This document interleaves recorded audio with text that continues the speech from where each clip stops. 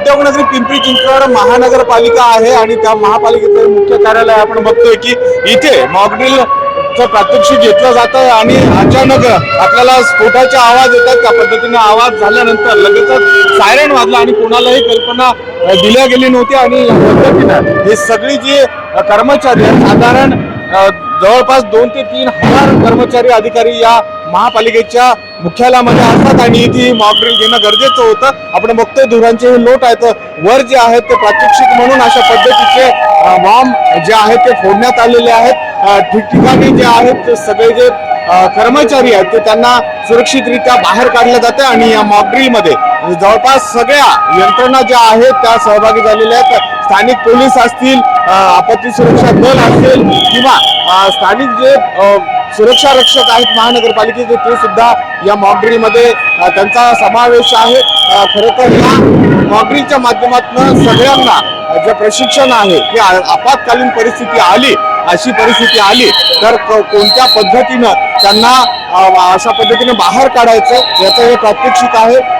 जे जवान आहेत ते त्यांना मार्ग दाखवत आहेत कारण की सगळीकडे धुरांचे लोट आहेत। अशा परिस्थितीमध्ये जर कोणी बेशुद्ध पडलं किंवा कुठे आग लागली तर अशा पद्धतीनं वेळीच इथे ॲम्ब्युलन्स येईल, वेळीच इथे अग्निशमन दलाचे अधिकारी येतील आणि हे जो परिसर आहे तो लवकरात लवकर इथून रिकामा करण्यासाठी ते प्रयत्न करतील।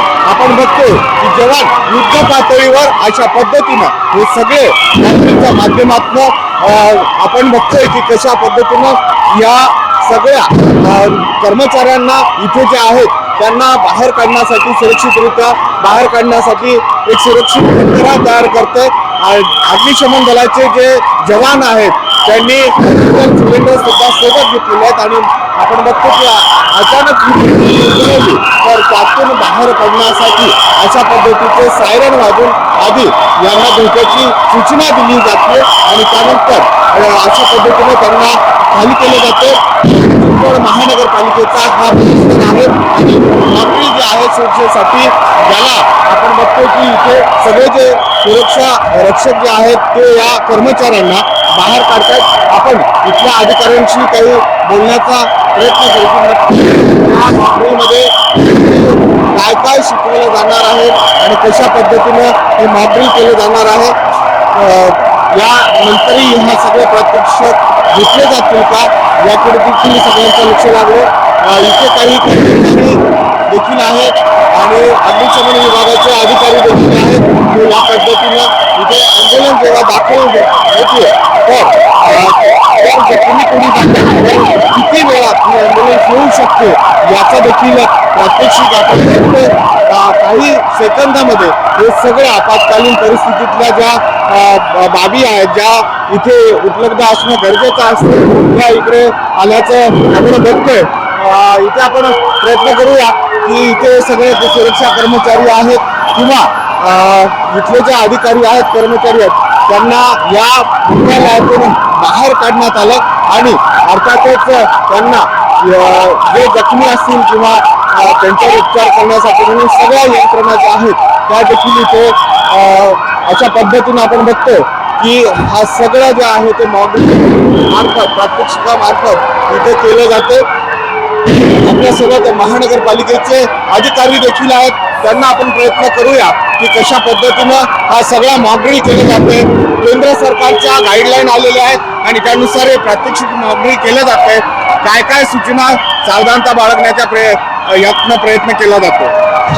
आम्ही सर्व जे आपत्कालीन व्यवस्थापन करणारे सर्व ज्या यंत्रणा आहेत त्या यंत्रणांना आम्ही संपर्क केला।